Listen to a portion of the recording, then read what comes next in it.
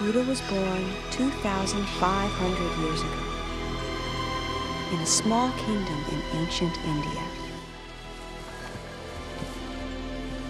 As was the custom in those days, his mother, Queen Maya, was returning to her parents' home for the birth of her child.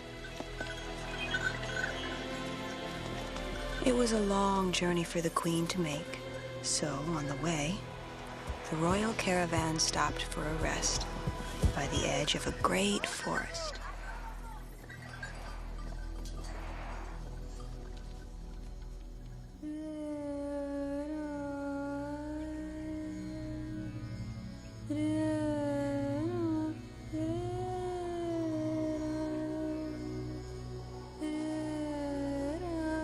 As the queen entered the trees, she fell into a kind of trance and remembered a strange dream she had had the day she conceived her child.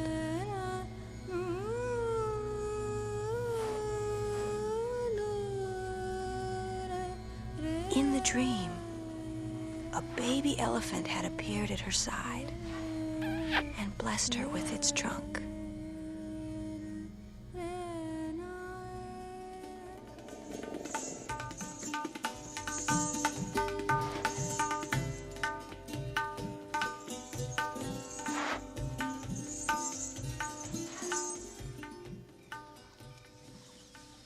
Queen Maya was deep inside the wood when suddenly her birth pains began.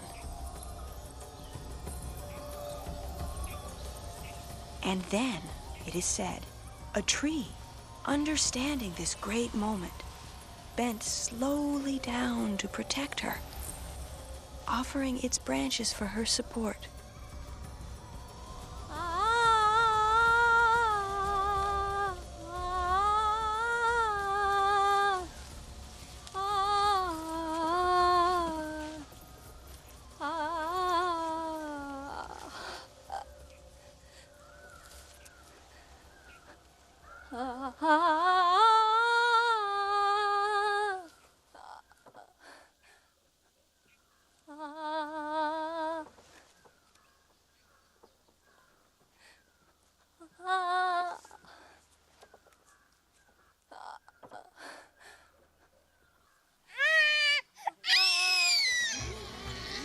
The child was born with almost no pain, with shining golden skin.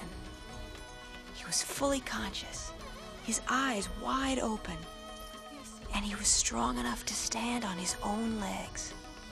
I have been born to reach enlightenment and free all creatures from suffering.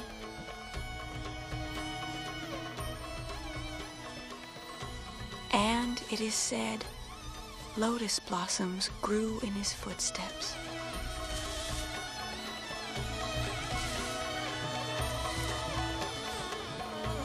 King Siddhartha, his father, named the child Siddhartha, he who brings good.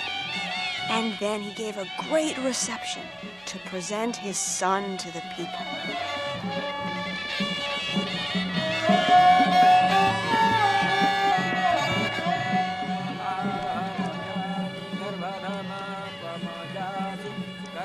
Suddenly, in the midst of the ceremony, and to everyone's surprise, an unexpected guest arrived. He was the revered hermit and astrologer, Asita, whom nobody had seen for years.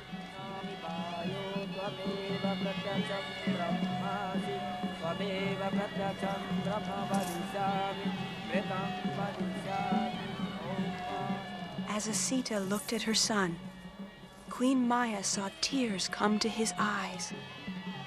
Do not be alarmed, O Queen. Mine are only the tears of an old man who knows that he will not live long enough to learn from the teachings of your son. Will he be a great king? He'll be the master of the world, or its redeemer. When he grows older, Sita, he can become a teacher like you if he wants. But first of all, he must follow me and be a king. It may be as you wish, but the gods often betray the wishes of mortal men. will be a king. Faccia pajama, buon caro!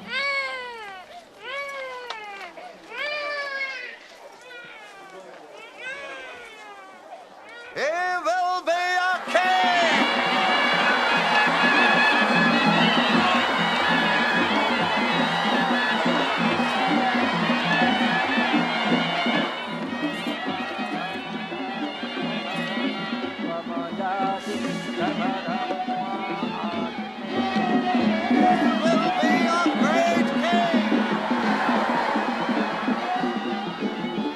Queen Maya was filled with a strange foreboding, as if she knew that she too would not live to see her son's destiny fulfilled.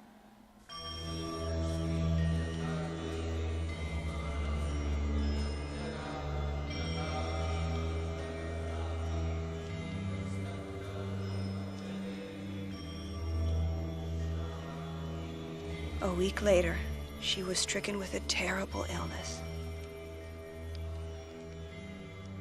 Oh, Prajapati. My sister. Please care for her. As if he were your son.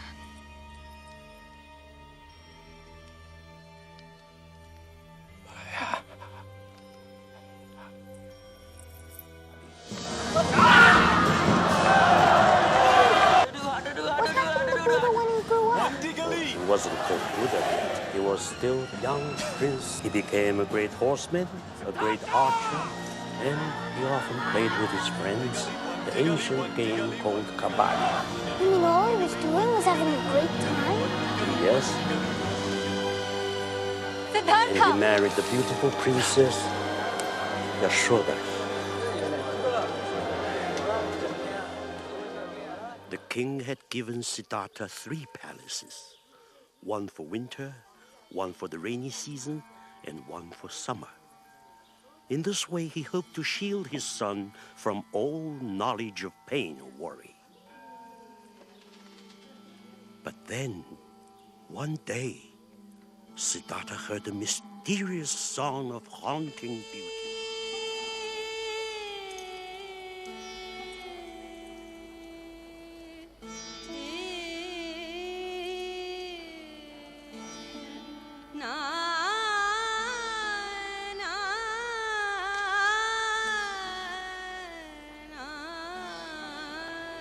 What is this song? It is from a faraway land, my lord. It evokes the beauties of the country she knew as a child. The mountains and the lakes that she can never forget. How strange. Do such places exist? Places as beautiful as here? I have heard that only suffering lies beyond these walls. What do you mean? Suffering? Your father loves you very much. He has given us everything we could want. There's no need to go anywhere else when you have such beauty around you.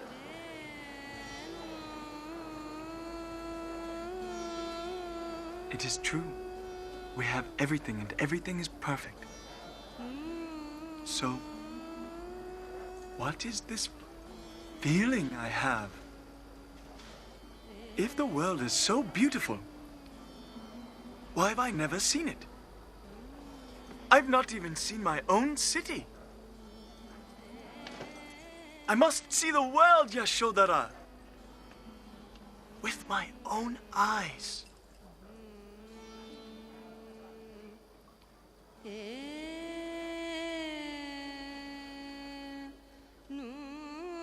Siddhartha wanted to see the world.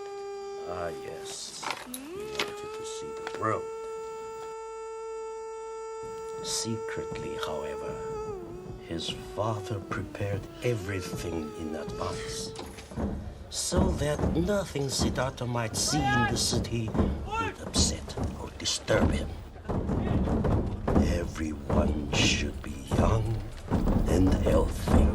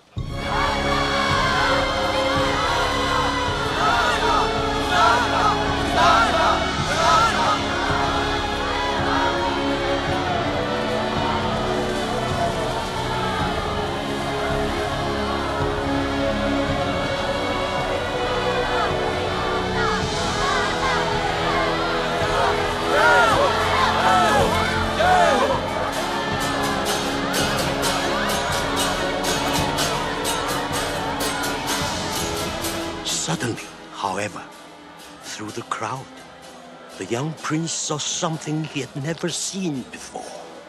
Channa! Channa! Who are those men? Tell me, who are those men? They are men like the rest of us, my lord, who once sucked milk from their mother's breast. And why do they look like that? They are old, my lord. What do you mean, old? Old age destroys memory, beauty, and strength. In the end, it happens to us all, my lord. To everyone? To you and to me? It is better not to concern yourself with these things, my lord. But where are they taking them? Channa! No, my lord. Don't go there, please. You mustn't. No, my lord. My lord. My lord, Siddhartha.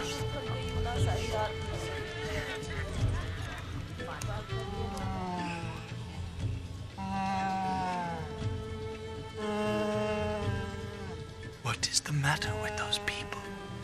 Why is she crying like that? She is in pain, my lord. She is very sick. Sick? What is that? No one reaches the moment of death without falling sick at least once. Even kings?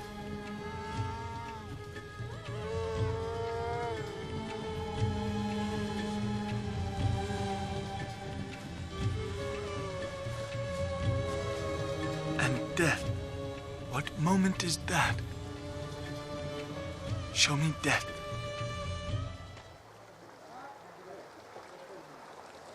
This is death, my lord.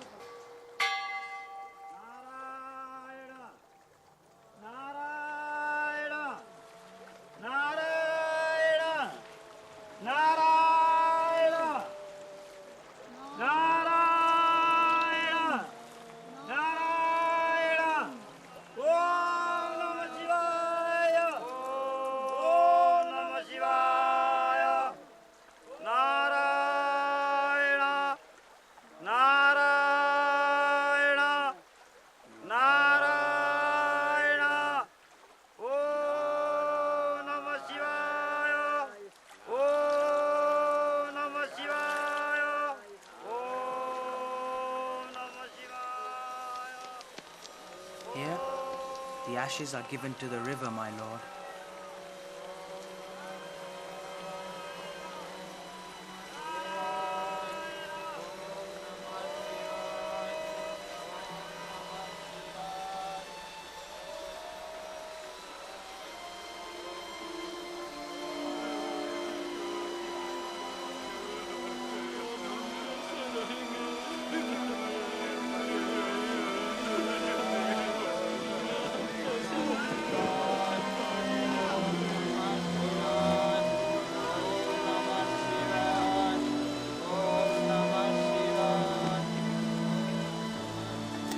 Death is the moment of separation, which comes to every person in every family. When a body grows cold and stiff like wood, it has to be burnt like wood.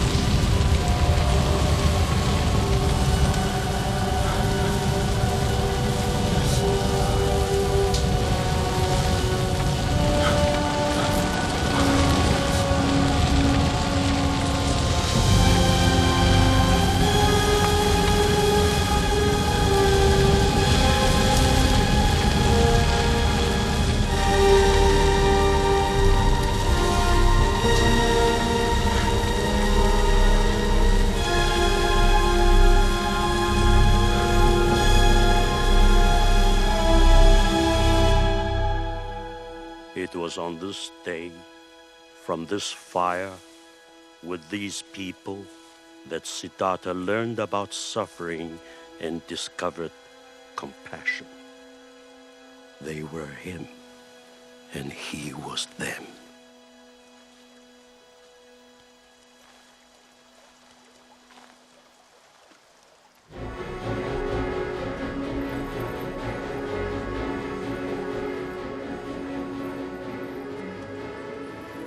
Oh, my father, why have you hidden the truth from me so long?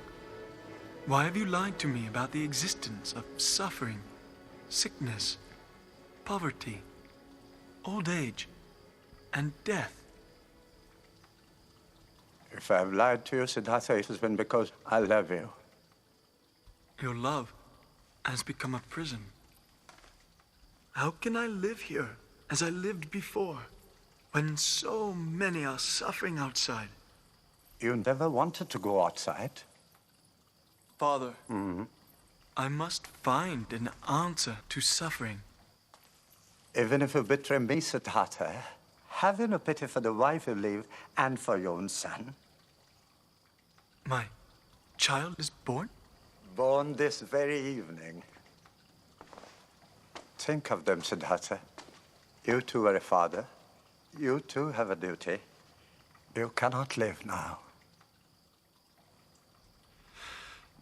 Even my love for Yashodhara and my son cannot remove the pain I feel. For I know that they too will have to suffer, grow old, and die.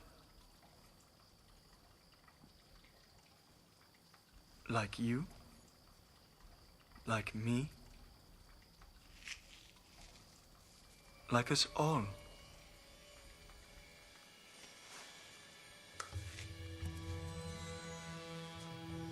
Yes. We must all die and be reborn and die again and be reborn and die and be reborn and die again. No man can ever escape that curse. Then that is my task. I will lift that curse.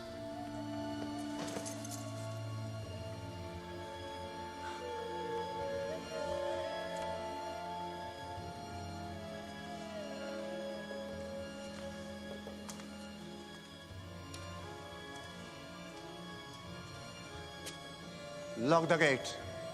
Double the guard. If the prince tries to escape, he must be stopped by force.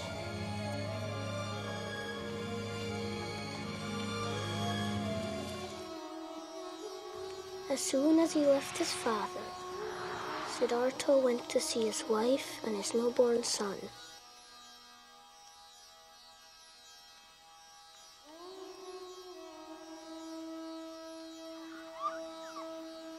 His heart was torn, but his mind was made up.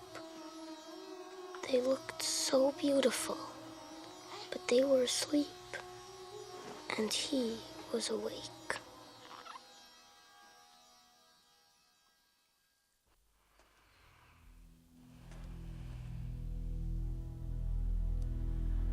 Channa. Channa.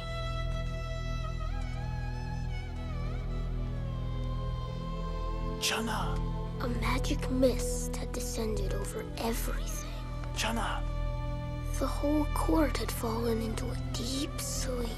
Channa. Channa. Channa. Channa. Channa. Channa, wake up. Get Kantika. Get Kantika. Mind no one sees you and meet me at the old gate. Go now. Yes, my lord.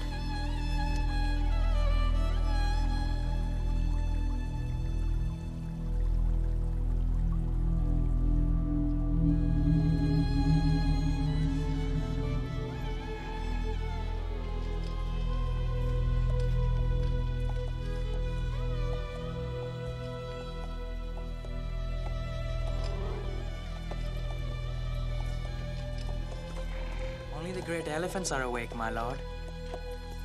The whole world is dreaming, Channa.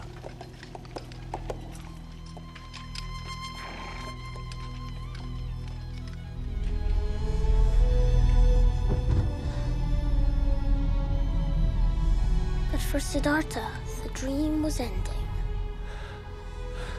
His long journey of awakening had begun.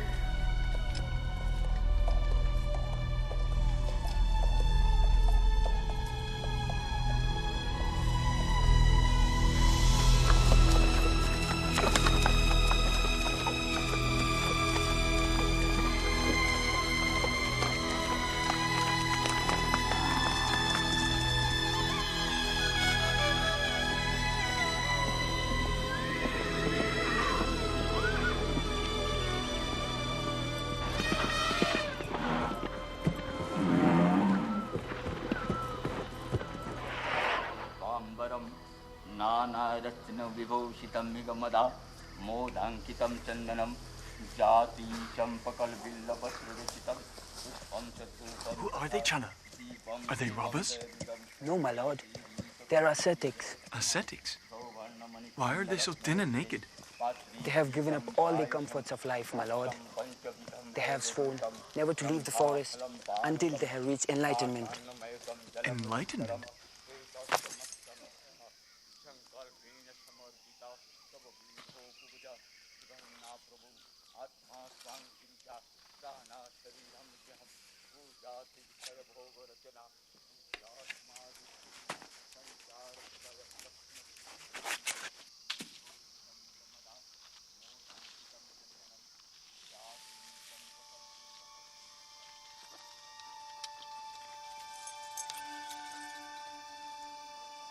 These are for you.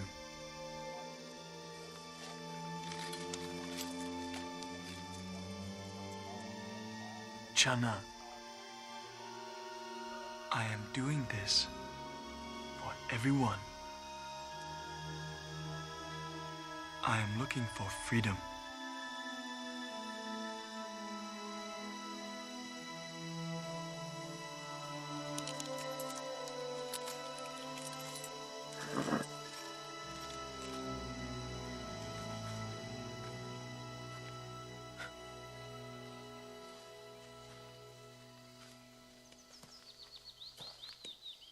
Oh, nobly born, have mercy.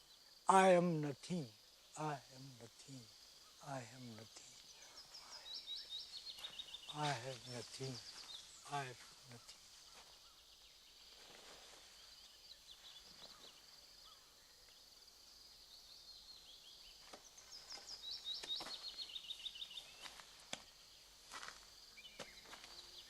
So the prince gave up his robes to the beggar and set off alone into the wood.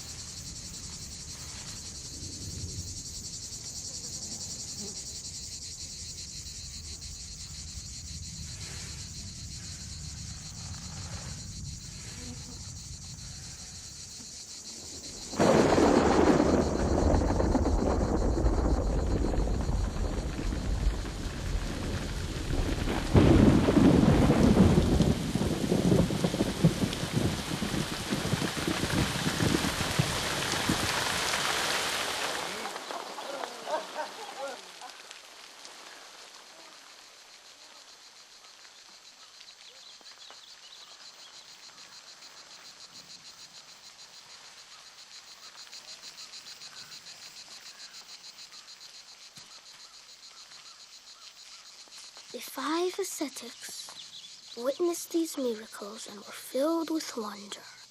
They became Siddhartha's first disciples. For 6 years, Siddhartha and his followers lived in silence and never left the forest. For drink, they had rain. For food, they had a grain of rice or a broth of mud, or the droppings of a passing bird. They were trying to master suffering by making their minds so strong they would forget about their bodies.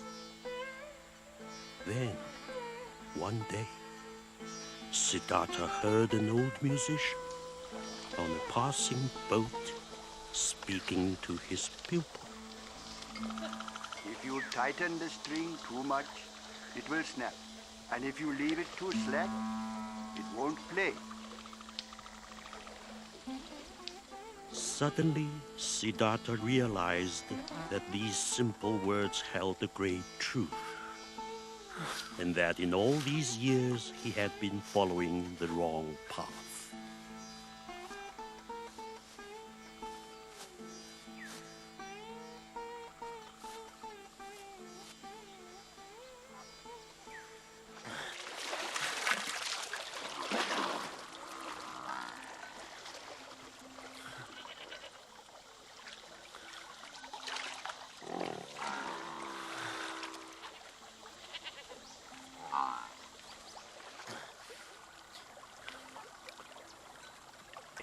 Tighten the string too much, it will snap.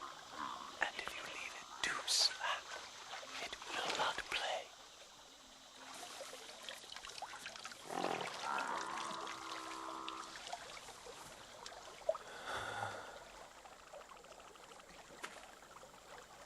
A village girl offered Siddhartha her bowl of rice, and for the first time in years, he tasted proper food. But when the ascetics saw their master bathing and eating like an ordinary person, they felt betrayed, as if Siddhartha had given up the great search for enlightenment. Come and eat with me. You have betrayed your vows, Siddhartha. You have given up the search. We can no longer follow you. We can no longer learn from you. To learn is to change. The path to enlightenment is in the middle way. It is the line between all opposite extremes.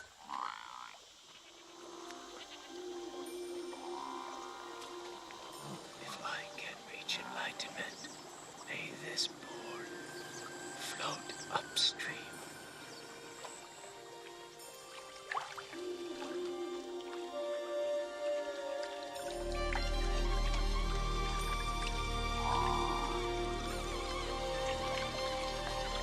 The middle way was the great truth Siddhartha had found, the path he would teach to the world. He had found the middle way and restored his body to health. And then 5 girls appeared. They looked like innocent village girls, but in fact they were the 5 daughters of Mara, Lord of Darkness. Were the spirits of pride, greed, fear, ignorance, and desire. And Mara had sent them to tempt Siddhartha away from his search.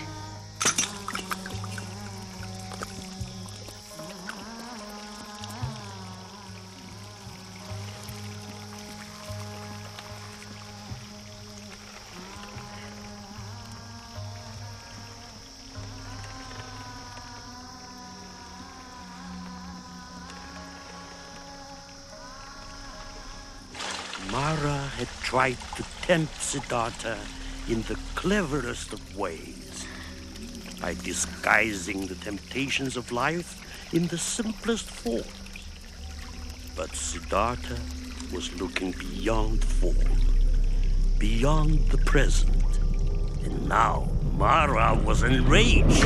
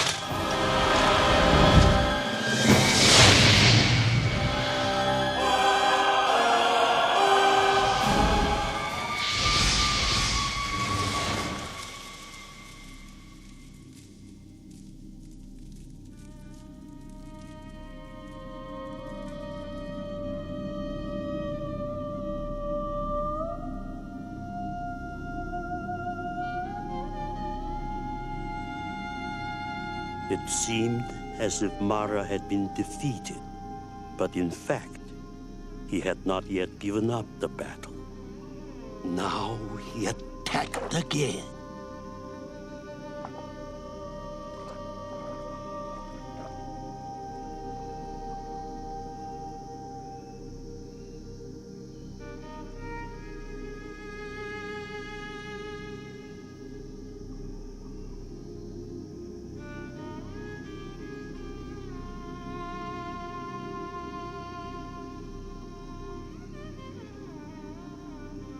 You who go where no one else will dare. Will you be my god, architect? Finally I have met you. You will not rebuild your house again. But I am your house. And you live in me. O Lord of my own ego. You are pure illusion. You do not exist. The earth is my witness.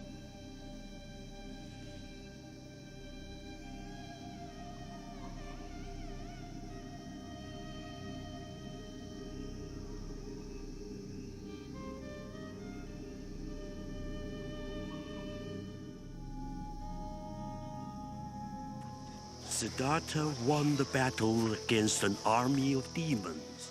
Siddhartha had seen the ultimate reality of all things. He had understood that every movement in the universe is an effect provoked by a cause.